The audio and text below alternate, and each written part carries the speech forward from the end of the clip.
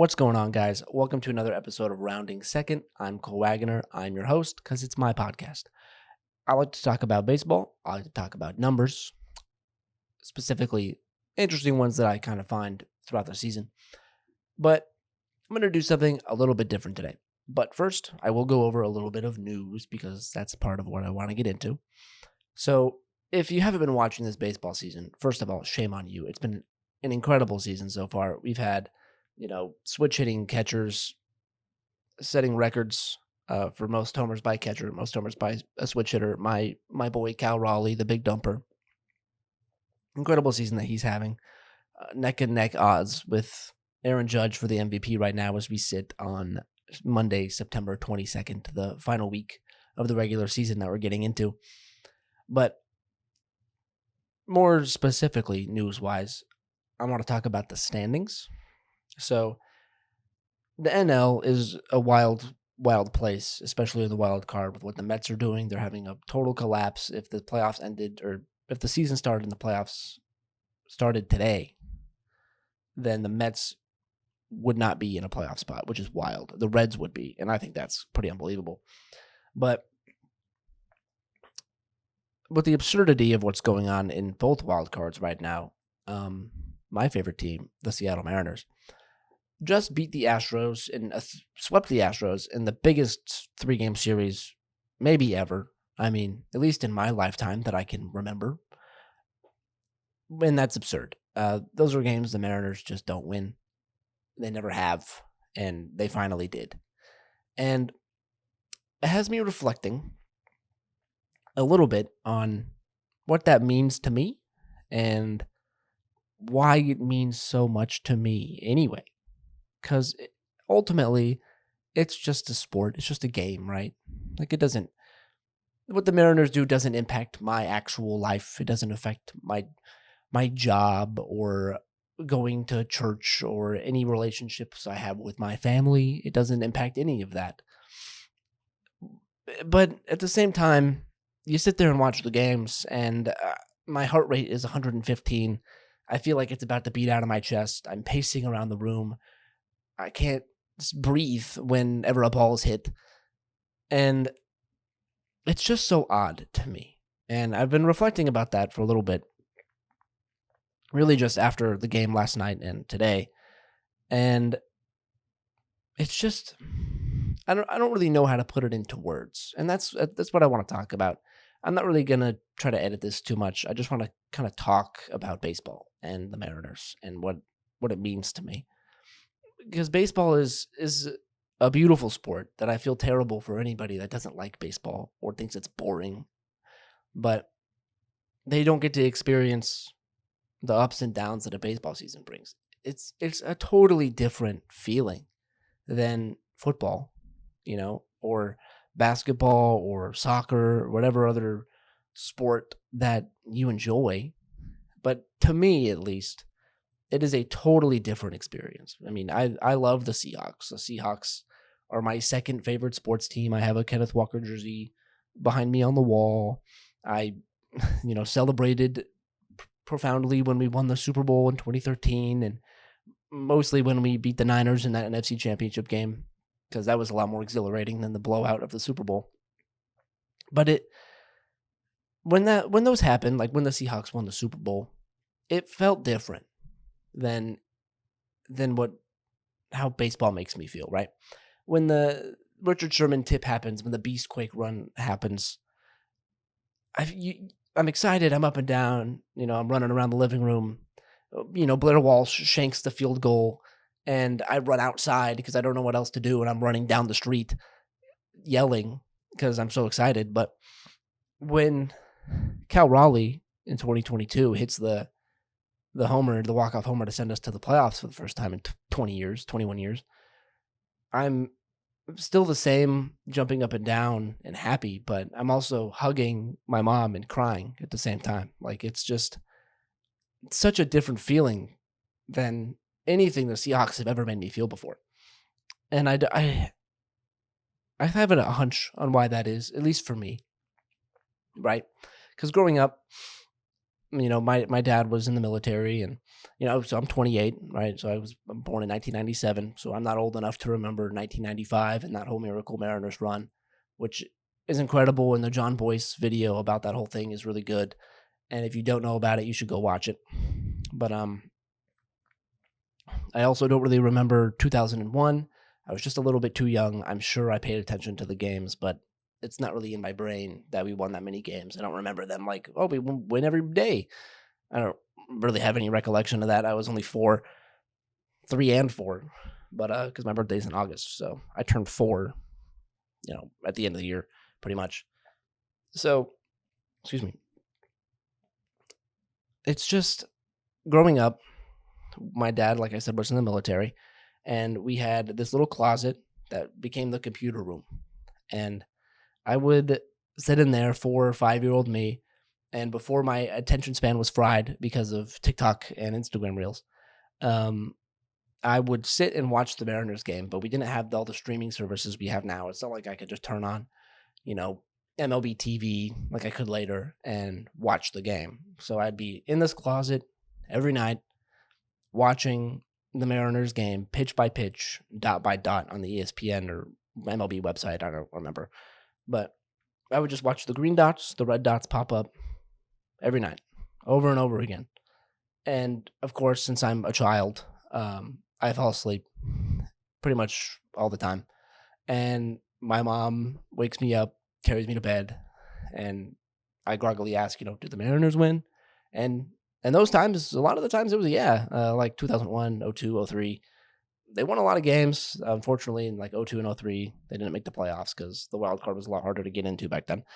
But like something about that experience has ingrained the Mariners into a part of my soul that I didn't know could exist. Like I can't explain how they make me feel. Like I got married, happiest day of my life. And I'm sure my wife is sick of hearing about baseball at this point. I mean, luckily she's kind of not really come around, but she's getting more into it and she likes it with me. But I've gotten married, and that's also a thing that made me feel a way that I didn't know I could. But something about the Mariners doing what they're doing right now and being in a position to win the AL West for the first time since I was 4 years old, which could still fall apart. Don't get me wrong. I understand that there is still room for error, and until it's clinched, I will be very nervous about every game. But even with that being said, being even in the position we are on September 22nd to win the AL West after what was a pretty rocky year, and especially a rocky August on the road where we couldn't win a game to save our lives, it feels a little surreal being here. And no other sport makes me sit in my living room on a Friday night and be unbelievably nervous with a 4-run, 6-run, 7-run lead against, because that's a game that your team wins probably 95% of the time, right? Unless we're playing the Royals. For some reason, they love to come back against us, but you're going to win those games almost all the time. But I'm sitting there, trying not to bite my nails, pacing around the living room, just nervous to my core that something terrible is going to happen, because that's just always what's happened with the Mariners. And seeing them actually come through at a time like this, it doesn't feel like I'm watching the games. It feels like the little kid that sat in the closet and watched the dots is watching the games, because this is something that he's never experienced before. The little version of me has never been able to be a part of that. If something like this happened when I was 10 years old, 15 years old, after all the years of failure, I just appreciate it now so much more than I would have otherwise. And I'm not saying that I'm glad we lost all those seasons or barely missed the playoffs or missed them by a game countless times. I'm not saying I'm glad that's happened, but I'm saying it has made me feel an appreciation for a sport that I didn't know I could. And it's just so hard to put into words how I feel about the Mariners. But it's really just like I said, this childlike love for these people that feel like mythical creatures, like Ichiro Suzuki doing things with a bat that are borderline magical and that I could not understand. These people felt like giants. They felt like, you know, like I said, like mythical creatures, like they weren't real. And seeing them fail over and over again and being endeared to historically this lovable bunch of losers has done something to my brain and my soul that I cannot understand. And even the thought of the Mariners making the World Series makes me want to sob in my chair. It doesn't make sense. I generally am not a big crier, at least I wasn't growing up. I've gotten a little softer as I've gotten older, but something about baseball, dude, like, and just thinking about all the people that don't get to experience this. Like, I specifically think about Dave Niehaus. Because growing up, you turn on the radio to listen to a Mariners game, and it's Dave Niehaus. It was always Dave Niehaus. There was no other option. It was him. He was like your second dad. He helped raise a generation of Seattle children, and he never got to experience this, really. I mean, he saw what happened, obviously, in 1995 and in 2001, and then he passed away, unfortunately, and he would have loved this team, but he passed away loving the Mariners, even though when he did pass away, they weren't very good. They hadn't done anything important in a while. In our history, we've hardly made the playoffs. You can count it on two hands how many times we've made the playoffs in our 50-year history of the Mariners, 40 whatever year history. But he passed away loving this team. And I think there's just something so cool about that even though for his final few years that they weren't good, that he still every night loved the Mariners and got excited, and every my oh my grandma get out the rye bread and mustard call it's just like ingrained in my soul. It's something that, last night JP Crawford hit a grand slam, and I would have done anything to listen to Dave Niehaus call that game and call that grand slam. And it's just so cool to me that baseball feels like, of all the sports because I love many sports, it's the sport that feels bigger, the biggest outside of itself. It's ingrained in American cultural history. It has historical ties to World War II and when they couldn't play, and then like the Negro Leagues and how they fought to play in the majors at that point, and Jackie Robinson and all. Like, it's just so ingrained in culture and history. It feels so much bigger than just baseball. It's the game that feels most like a metaphor for life. You can't run out the clock. There's no taking a knee at the end of the game. You got to throw the pitches, no matter what you do. You have to challenge the batter. At the end of the day, it doesn't matter if you're up by 20, if you're up by 1. There's always a chance for the other team to come back because you have to get the outs. And I think, sorry, I had to cough. Baseball is a lot like life. Like I said, you have to get all the outs. You have to do everything, every moment, the best you can. You have to be ready for every pitch. You have to take advantage of every opportunity that you get, because you never know in an at-bat if you're going to get another one. And so you sit here with these players 162 times a year at least, and you become part of their family. You feel like you know these people. You see them slump. You see them fail. You see them come back and have great moments. Like JP hadn't been playing very well at all up until a few weeks ago, and then he goes crazy, and he hits the walk-off in Texas like a month and a half ago. He hits the grand slam last night, because it doesn't matter what you did yesterday. It only matters the game today and what you do from here on out. And I think that's kind of beautiful. And so baseball just touches my heart in a way that not a lot of things can. And I think it's because, like I said, I'm not the one watching the games. There's the little kid that loved the Mariners and was excited when Felix finally got his first start, and when Griffey came back and when his number got retired on my birthday. And, I've watched Russell Brandon hit a homer on my birthday. And I try to go to the Rays games when they're here and Julio throws me balls. And it's just something that I can't really explain. But baseball is a part of my heart in a way that I don't think many people could understand. And I don't know if I want them to because they might think I'm a little crazy.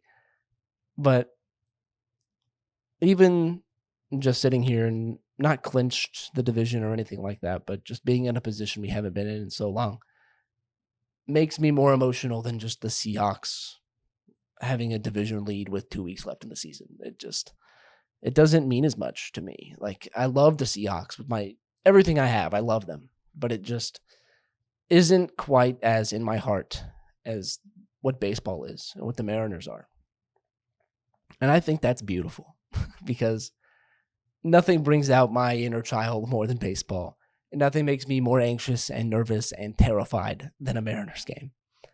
And especially the ones that were this weekend and the few coming up, because they all matter in the end. So that's really all I wanted to talk about. I think when and if the Mariners clinch the West, I'll probably cry. And just the thought of the Mariners making it to a World Series, not even winning the World Series, makes me want to sob in my chair. So thanks for listening if you did. If not, I understand. I'm just kind of, yapping about baseball. But thanks to the Mariners for just being part of my life. And thank you to my parents for letting me stay up in the closet and watch the Mariners games, even though you created an absolute monster that cannot eat during an important Mariners game. So that's your fault, not mine. But I digress. If you're not paying attention to the baseball season, pay attention for the next 6 games, at least until the World Series, because it's going to get probably pretty crazy. And I'm excited. I'm looking forward to it. No matter what happens, I love baseball, and I'm looking forward to anything that happens. So thanks for listening. I know it's a little weird, but what can I say? I love the Mariners. So you get what you get, I suppose. It's my podcast. I can do whatever I want. Anyway, if you're listening, love you guys. And as always, especially now, more than ever, really, go Mariners.